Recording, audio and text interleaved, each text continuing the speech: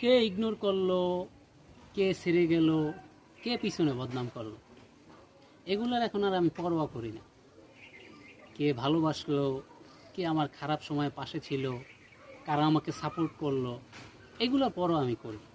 কারণ কি জানেন, আপনি যখন কোনো কাজ করতে যাবেন, দেখবেন যে আপনার চারপাশে অনেক মানুষই আছে যারা আপনার মানে এই যে ভালো কাজ করেন বা যে কোনো কাজ করেন এদের বিপক্ষে এসে কথা বলবে, বলবে যে না এটা তো তোর দ্বারা হবে না, বা এটা করিস না, এটা তুই পারবি না।